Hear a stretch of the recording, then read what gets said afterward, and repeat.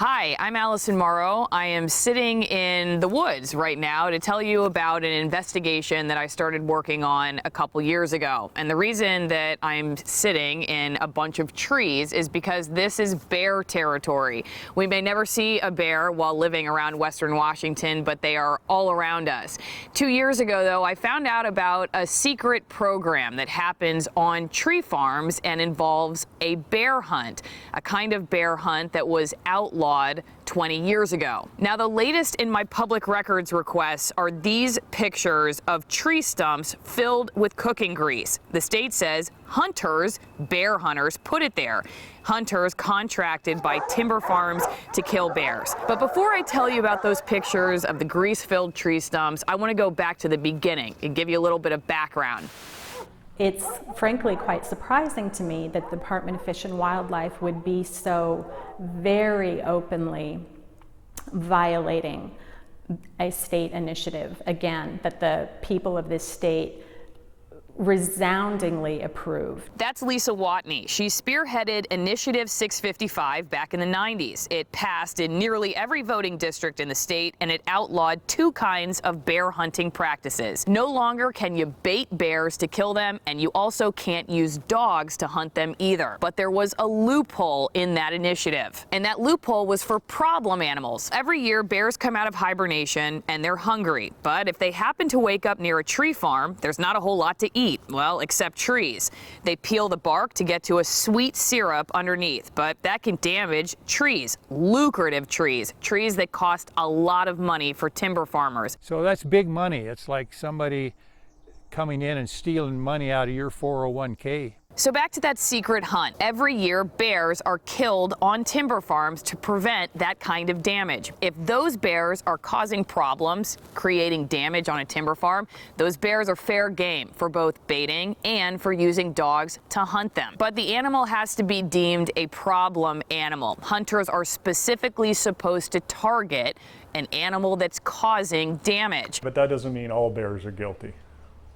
And that's the philosophy they're using right now. That's Hans Dunshee. He's a former state representative. He was a fierce supporter of that initiative, I-655, back in the 90s. We showed him what we found in hundreds of documents we requested from the Washington Department of Fish and Wildlife. All of these CDs right here, this is what I've been working on for 2 years. Weekends, evenings, all kinds of extra time devoted to reading through thousands of documents. It's called the Bear Timber Depredation Management Program. And what we found in a lot of these documents is that state employees are very concerned that the program is just being used to diminish the number of bears in tree stands. Here's what one of the hunters told us about what happens. Some of the foresters want you to kill, kill, kill, no matter what. Even the foresters have kind of a game between them to who gets the trophy every year for the most bear killed.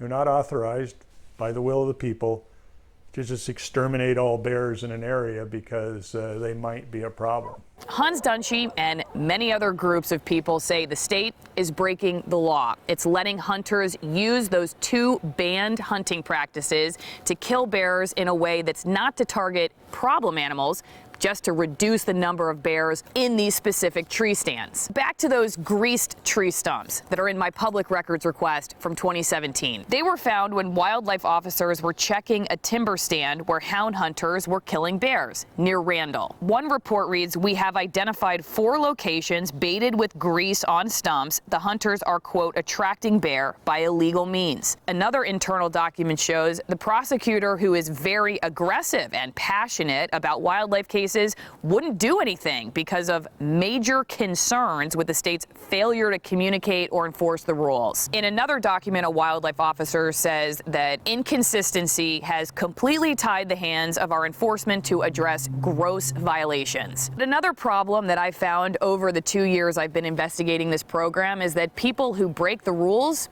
are rarely ever held accountable, and they're rarely ever kicked off the program. In fact, the hunting group the state says is responsible for greasing those stumps, well, those specific permits were taken away, but they're allowed to come back and hunt again this year. So what does the new man in charge of the program have to say? Here's Dan Brinson. I would like to see any person who is deliberately violating our rules to be prosecuted to the fullest extent. Do you think that cooking grease in a tree stump during a hound hunt goes against the spirit of this program? I do. Dan Brinson took the reins on this bear program about the same time that my investigation aired for the first time last year on King 5. I mean, you saw the reports. What did you think? Well, I thought I have got my work cut out for me. Me and my team here at headquarters, as well as all the conflict specialists out in the field.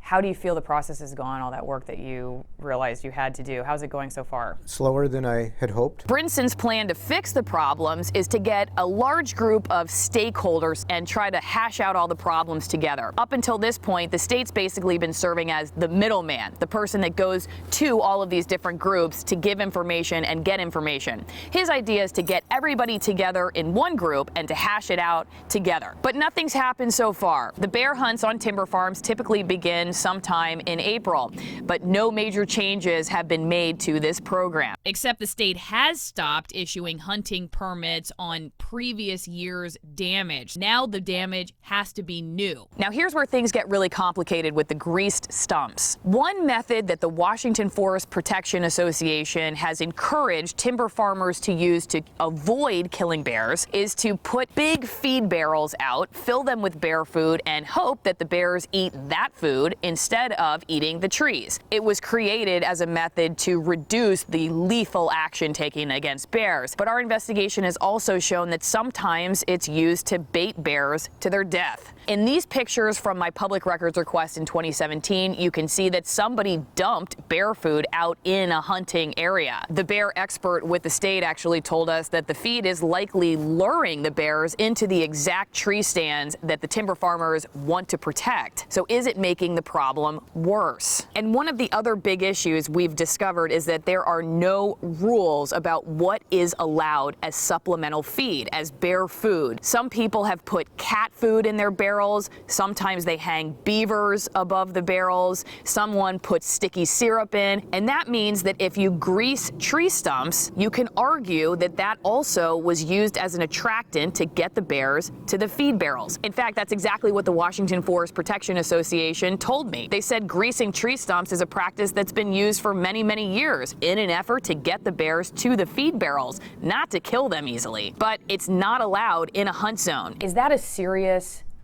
issue that needs to be addressed in your immediate future? In my opinion, yes.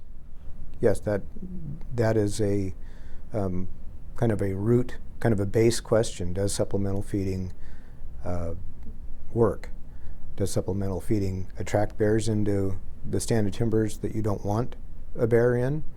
Or does supplemental feeding do just what some of the research has suggested, and that is carry that bear nutritionally through a period of time until its native food or its natural foods are available? Now, my public records requests date back many, many years, and the debate over whether this Bear Timber Depredation Management program violates the law is a debate that's been happening for many, many, many years. I think that the program has been less than perfect for a long time, and I think that the department, when I was in enforcement and now, I have worked at trying to improve it. It's a program anchored in time, and it's been an uphill battle to make those improvements. What's at stake if it doesn't ever change? Trust. Trust from the public, trust from the stakeholders that the Department of Fish and Wildlife is doing its job in professionally managing our resource and being the steward that we're supposed to be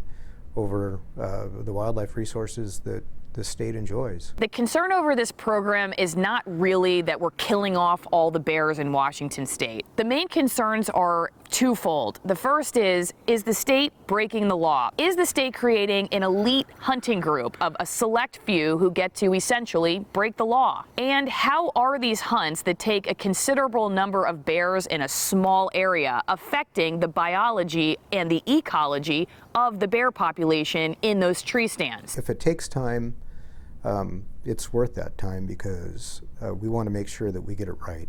There has been criticism over the past that it's taken a lot of time prior to your arrival, and we still have a program that has a considerable amount of questions that need answering. I'll accept that criticism, and it frustrates me too.